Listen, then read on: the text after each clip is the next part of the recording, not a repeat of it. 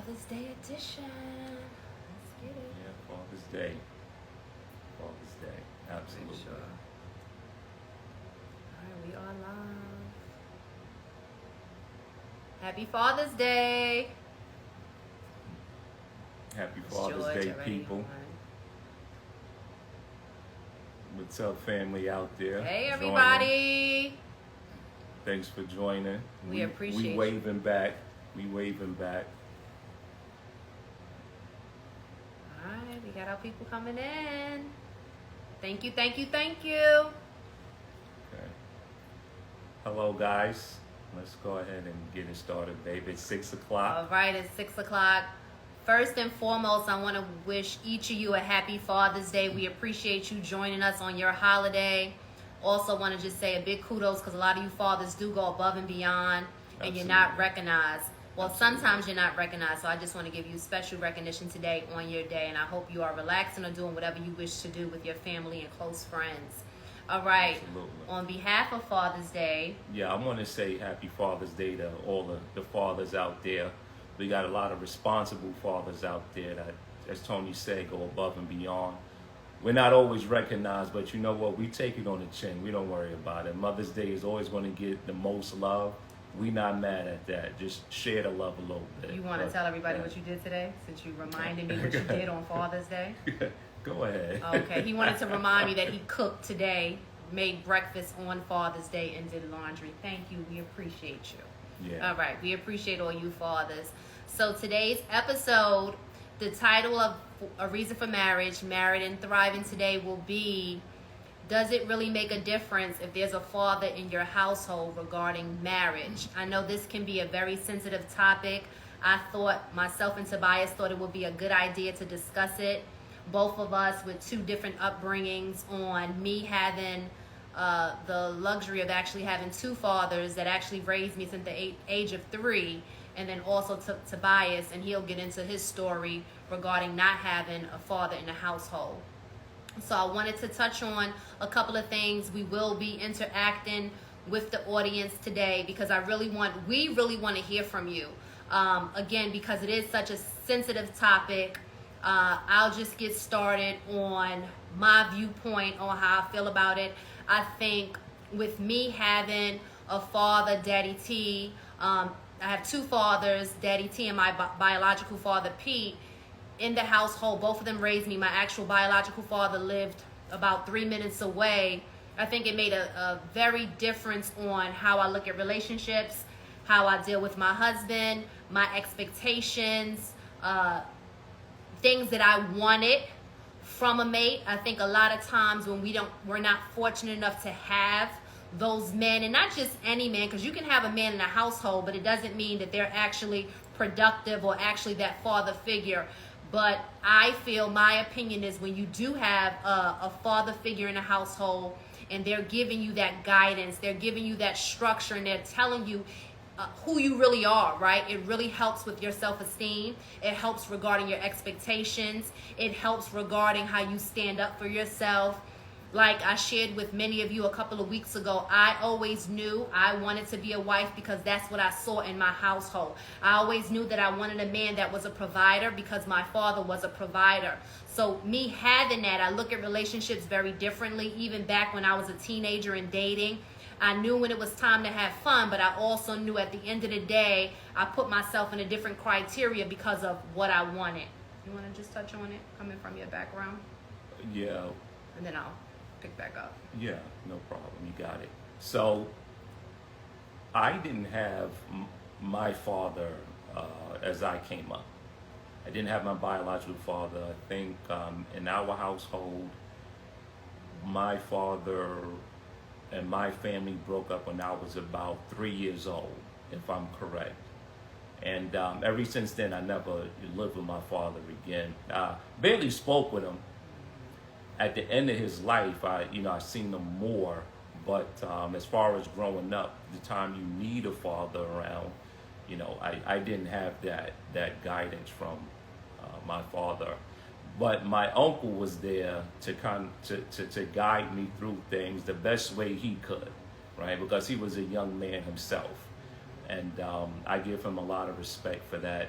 But yeah, the formation of a child's mind or a child period growing up without a father is detrimental to their future. Like Tony said, it gives you a certain outlook on men in general. You look at a woman as your protector, right? And a woman is being a protector because she has to be, Right. because the father is absent. So the woman has to play a role that's not naturally her role. So it's hard for everyone. I do want to commend single mothers, but today Absolutely.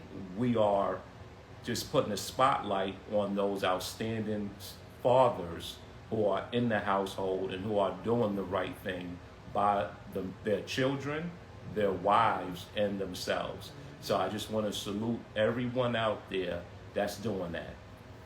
Right. And I want to ask the audience too. I touched on a little bit about self-esteem. Do you think, and just speaking from your own perspective, your point of view, and having relationships, co-workers, and things like that, interacting with others, do you think having and not having a male figure in the household, a father figure, affected your self-esteem or people around you self-esteem? I really feel many of my friends who didn't have that father figure in the household, that's why it's so important when we talk about family and being together and raising children, because most of my friends, I would say about 90% of my friends who didn't have fathers in the household, there was issues regarding being promiscuous, abandonment issues, then also not really trusting men because of that financial, not having that financial stability, right? I always knew, because my mother and Daddy T, and even when I wanted something extra from my biological father, from Pete, I always had a way of getting money, anything that I wanted, which I was very fortunate. But a lot of times if you don't have that, like Tobias said, he commended the women that are out there busting their behinds, working 2 and 3 jobs, going to school, doing what they have to do to provide, but that's a strain. So a lot of times I think it brings stress inside the household. Sometimes we don't even acknowledge or know that we are stressed out, trying to do that balance of making ends meet. And I think a lot of times us, and I'm going to speak from a woman's point of view, you feel like, I don't have that father figure, so why should I trust you? How do I know that you're really going to provide when I need you? How do I know that you're not going to run when you get money, or run when we get to a certain point? Or can I really trust you to pay these bills? So I just want to really touch on that with the audience to see your perspective on it. And it could just be my viewpoint, but just with me having friends all across the country, working in several different states, just interacting with different females, I do know from what I've seen in my observation, there's a lot of issues with abandonment. There's a lot of issues with trusting, your mate, trusting that male figure. And I think that also leads to disrespect. You want to touch on that? Yeah, it's interesting because Tony just ended what she said with disrespect. How can you respect someone that has never been there for you? Right. So you can't respect anyone that doesn't seem to have respect for you. So if your father is not present and he's alive and he's walking the earth one way or another, like, sometimes people's biological fathers live just 10-15 minutes away from them. And we got guys or people that haven't seen their father in years, Right. with that short of a distance from them. So when you think about it like that, you think that your father doesn't have any respect for you. So why would you have respect for someone like that, right? It only makes sense. We deal with a lot of trauma, right? This goes for all of us, men and women. It's true. Guys, we treat women a certain way because there was no father in the household. We haven't learned how to treat a woman from a male's perspective. Now, when you grow up from a single mother, you're going to treat a woman the way your mother would like you to treat a woman, which is not necessarily the right way for a man to do it. Not saying that that's the total wrong way and you should disregard what your mother is teaching you, but you have to understand something. The dynamic between a man and a woman is totally different. Totally different. different. So the thing is that you have to learn as a man how to deal with a woman and vice versa. A woman has to learn how to deal with a man. But think about it. How can you really do that when you've never been around a real man? Right. Right? You've never been around something that you're looking for, which is a husband. You've never been around anyone who played that role, who played a provider. We're not talking about any Tom, Dick, and Harry that may have been in and out of your mother's life or whoever's life, but you have no sense of what real stability is with a real man. And a real man, let's get this very clear, it doesn't have anything to do with a man's bank account. A real man is someone who handles their responsibility. That's right. A real man keeps their word, right? So you have something to say? No, well, I want to just piggyback off of what you said, because a lot of times we do, depending on our financial situation, we look at things regarding if a person has something that doesn't make them a man. Like you said, I think a lot of times what we're missing in today's society is your word is your bond. Like, no one is loyal, right? Not no one, I'm not saying us, but I'm just saying in general, it's hard to find that in friendships and relationships throughout whatever we go through on a day-to-day basis. So I think that's very important. And then also, I had a question for the audience.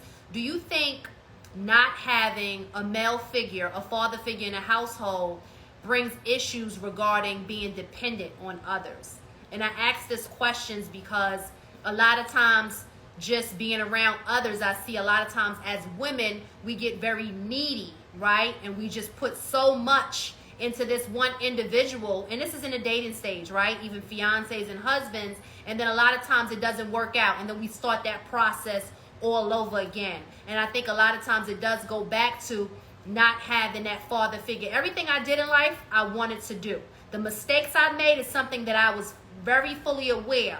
But Daddy T, my father taught me at a very young age how to conduct myself as a lady, what men are looking for, when a man is really a provider, when a man just want to get in your drawers, when a man just want to use you, when a man is manipulating you. You know, these are things that I was taught since 11, I'm talking 10, 11 years old, before I even got to junior high and middle school. So that was it, always that foundation, regardless of the mistakes I've made in the past as a teen, it always stood with me. So I want to take some questions for the audience and just to see, how do you feel about that dependency? How do you feel about if you never had a man in the household? I want to hear some feedback. You want to add anything to that? Yeah, you said something that is very important, right? But first, I also want to say that in our past episode, we spoke about therapy. And this is why therapy is so important, because you may be putting something on a man that's not fair to the man. It's not fair for you to put your all in the man in the wrong way. So when you expect this man to do everything for you, spend every waking moment with you, and then you're upset because this man hasn't seen you for a few hours or haven't spoken to you in a few hours out of the day, I would say you're a little touched. You may need some help. And the thing is that I'm being a little funny, but at the same time, I'm being serious, because you need to get yourself help so you can have healthy relationships. You have something to say? No, first you made me laugh. Don't call the people touch. We're not No. Right? You guys understand where I'm coming from, right? But you're absolutely correct. I think a lot of times when you are dependent upon others, you look for others in your happiness. And I think that's a mistake that we make. So that was a very good point. Correct. So, and you remember, guys, everybody's laughing. Remember, guys, there's nothing wrong with being happy. It's just focusing on happiness in the correct way. Right. No one can make you happy. I'm sorry if you never knew that. That's no the truth. one can make you happy. Nobody. Happiness has to be within you. That's the if word. you're not happy, but you want somebody else to make you happy, and you're making it someone else's job to make you happy, which is unfair to the man, then you have a problem. You may need to seek therapy and get that resolved, because you're not having a healthy relationship by making someone else the source of your happiness. You have to do things that fulfill you to be happy.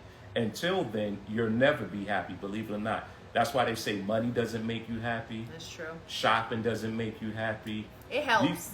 Shopping helps. These things put a smile on your face, right? But it's just a Band-Aid. It is not the actual healing factor that you need. So yeah, it's good to spend some money. Then after a while, when you make enough money, you're over it. How many times you hear rich people or wealthy people are some of the most unhappy people? That's true. I don't know if you ever heard that, but that's true in a lot of cases. They're not happy. They're just doing what they have to do to maintain the things that they've got. Right. So they got a jet that has to be maintained. The void that we spoke about. Right. It goes back to that void. They're trying to fill a void. And I think a lot of times in relationships, when we don't know who we are, and it goes back to, like you mentioned, mental health. It goes back to knowing who we are. Yeah. It goes back to being happy within ourselves. Yeah. A lot of times we looking, oh, you make me so happy. And then when you switch up, when the game changes, and now we going into depression. So it goes back to really finding out who we really are, finding out what we really like, Right. finding out what really fills that void, because it can't be another person. It can't be anything material. I was joking, shopping. I do like shopping, but that doesn't make my happiness. That's not what does it for me. Yeah, and also we're saying all this to say these things can be contributing factors to a man not being in your household, because you're saying that you're not happy with this man. The man can't raise his child in a proper way because he's not in the household.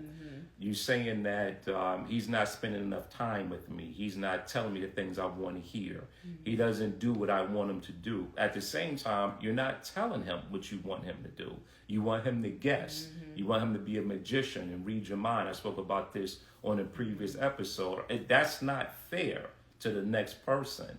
So if these are real expectations that you have, which are not realistic, you need to seek help.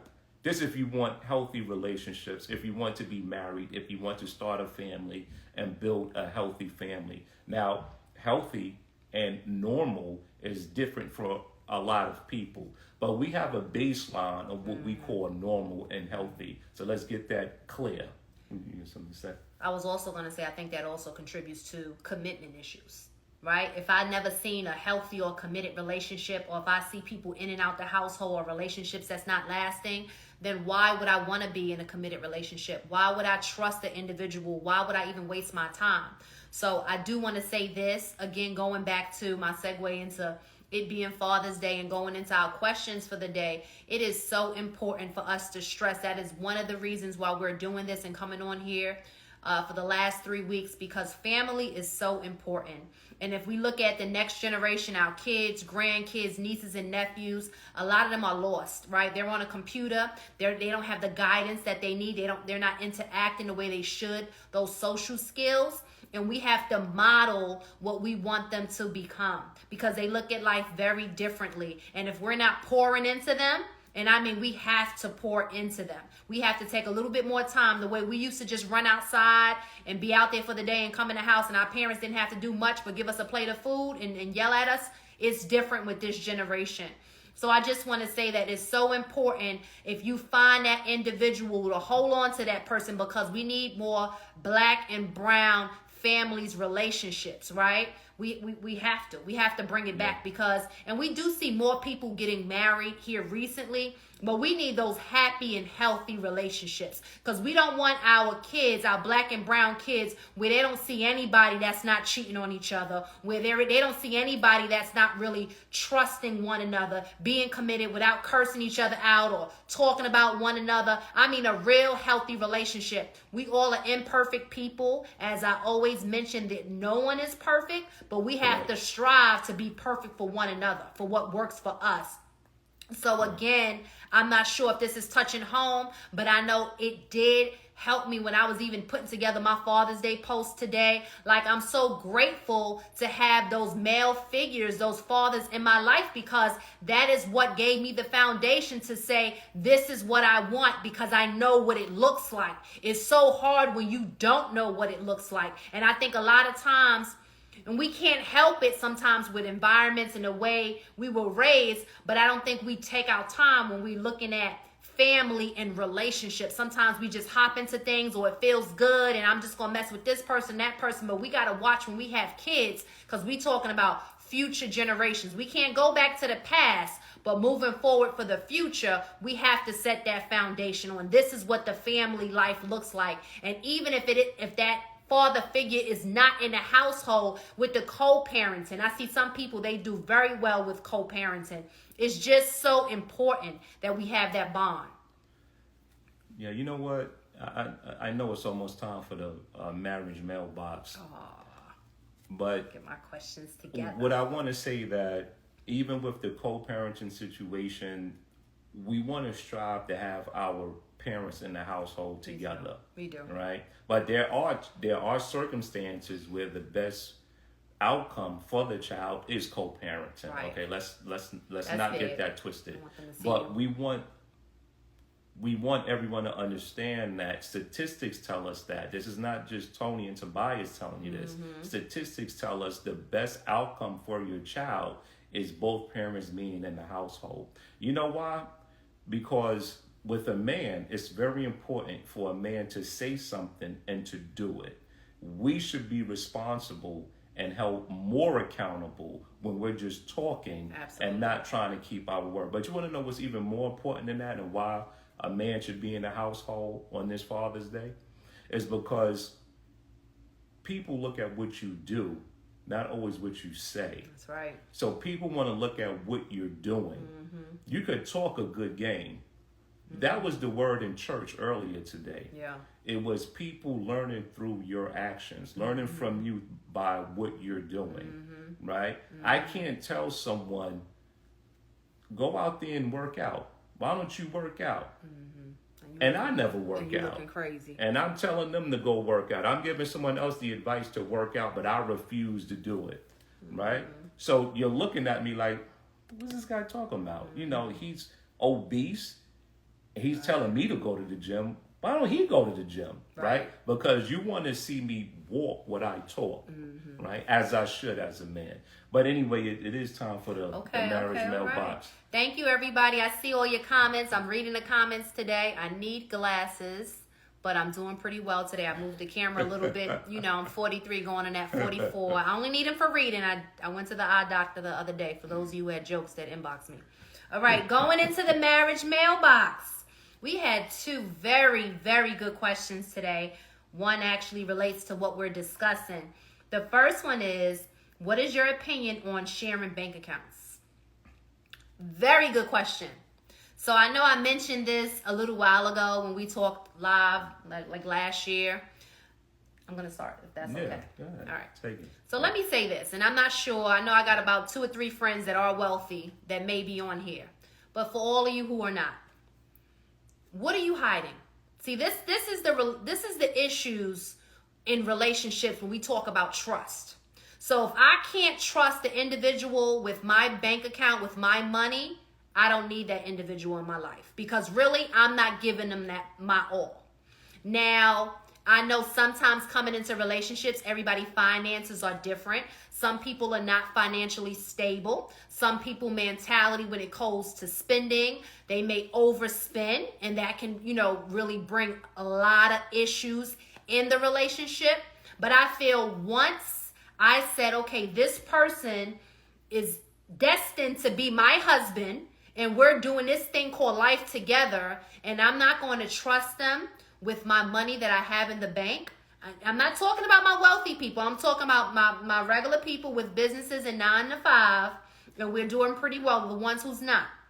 I don't see where there's an issue. I think this is where that transparency and trust, this is where all of that comes in together. Because once you put a person in a category where you're not trusting them with this individual thing, that's where that resentment comes in. And that's just basically my opinion. And I could go ahead. Yeah, that's a good point you brought up, and I want to stick on that with this question, and that is trust. Why aren't you trusting the person that you're sharing your life with? No, we're not saying you should share a bank account with any Susie, with any Thomas out there. We're talking about your husband or your wife. Right. That should be one of the first things that you're trusting each other with. If you can't trust one another with your money, what can you trust a person with, right? That means you don't trust them at all.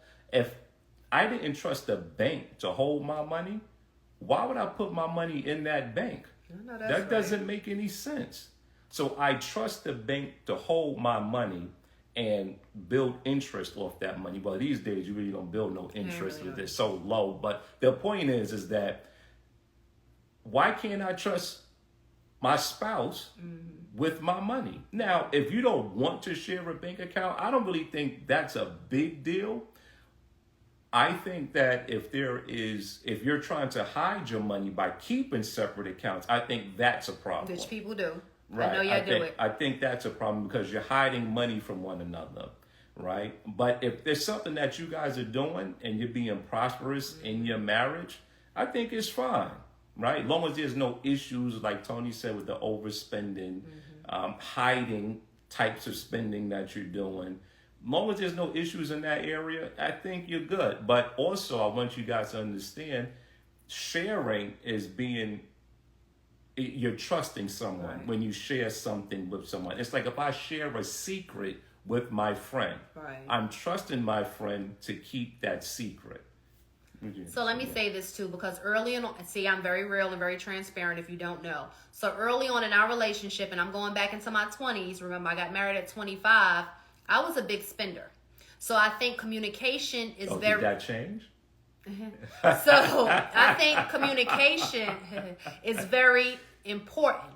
So Tobias was able to tell me, he was able to say, babe, you're doing a little bit too much. I think everything goes back to that communication piece. A lot of times, if you're not financially responsible, and a lot of times starting off early in relationships, you probably won't be. But if you're at that point where you have common goals regarding, and you should you should share the same financial goals. I think if you're in a marriage, you should be on the same page. I think that's what helps and strengthen relationships, because you say, okay, I know things that we've done. We're going to make such and such money by such and such time. We're going to purchase this. We're going to invest in this, whatever it may be. But you shouldn't be where you can't convey to your spouse, look, you're doing a little bit too much, or easy on the credit cards, or, my 20s, again, I was a mess. I would blow, he used to call me blow money fast, BMF, before that even came out, because I would blow a check. I'd make a check and blow it. Thank God the Lord has delivered me from those days. But he was able to say it to me instead of, probably sitting there mad or angry because I'm emptying out the bank account. So that's very important.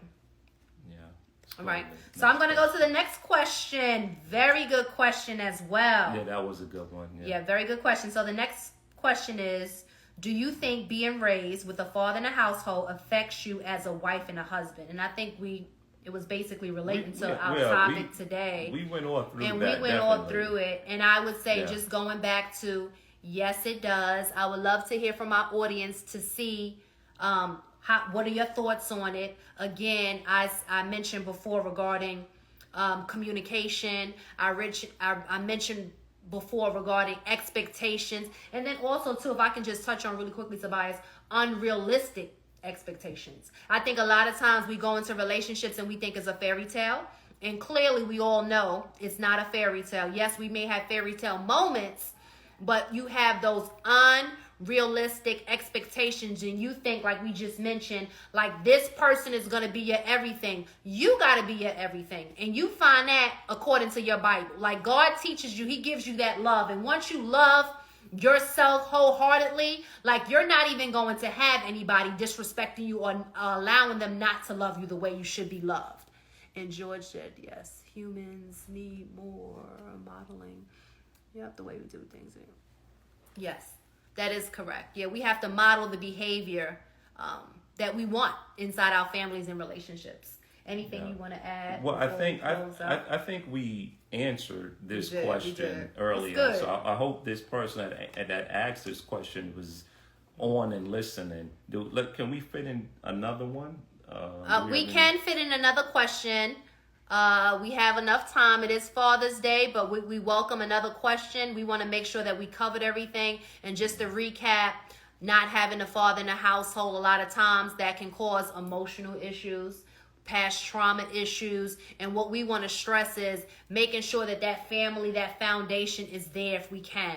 Any questions from the audience? I'm going to go through. Do you see any questions? I see a lot. I see comments. Now, also, I want you guys to realize that it's not just the spouse the kid, it's everyone in the That's- ecosystem. that's big. So it's the community that suffers when the child suffers, That's because right. the child is going to take their anger out Mm. one way or another. Mm-hmm. Okay, so you see, the man not being in the household is leading to destruction of the community itself.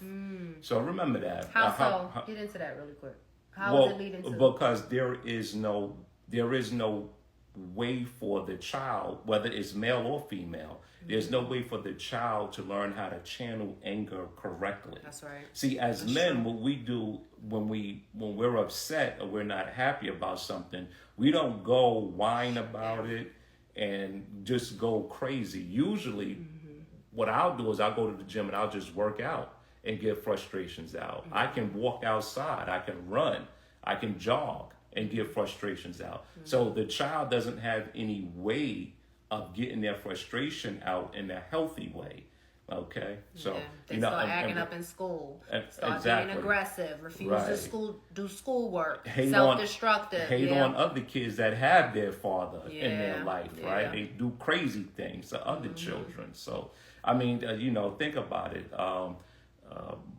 Pop Duke left Mom Duke, took the back way, Biggie. So there's. I don't think everybody knew that verse. Yeah, but I just didn't say the curse part. Okay. So, but I play too much. They understand where I'm coming from. Right. You guys understand where I'm coming from. I understand you from Brooklyn. You got to quote Biggie. Right. The gravity of the situation is serious, we need to take it as such, and we need to strive. Again, this is a reason for marriage, and we're just giving you another reason for marriage. And now today we want to just harp on the reason for a man to be in a household. So did we see another question? I didn't see another question, and we are at our time. Let me see really quickly. I enjoy learning from you, love cousin. That's your cousin Keisha. Thank you, Keisha. All right, we love Keisha. you. Well, I just want to say this to end. We appreciate you again taking out your time on this Absolutely. Father's Day.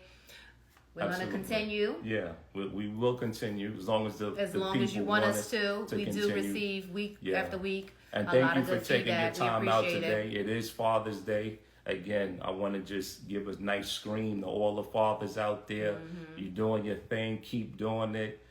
You may not see it now, but trust me, later you'll see the fruits of your labor. You will. Yeah, absolutely. Because even me as an adult, like thinking back of things that Daddy T has told me, things that Pete has told me, you always reflect back on it. So again, closing out, we thank you for your time. We want to spread this information, spread this podcast to your friends and family members.